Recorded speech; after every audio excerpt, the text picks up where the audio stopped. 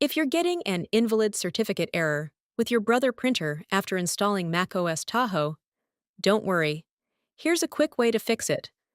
First, click the Apple menu and go to System Preferences, then click on Printers and Scanners. Select your Brother printer from the list. Now click on Options and Supplies, and then open the General or Driver tab.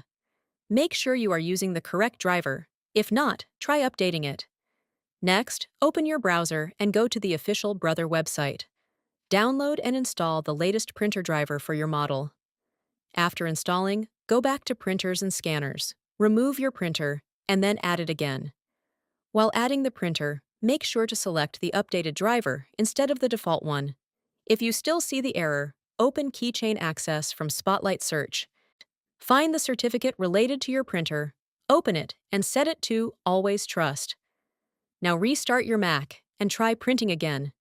And that's it. Your Brother printer should now work perfectly on macOS Tahoe without any certificate issues.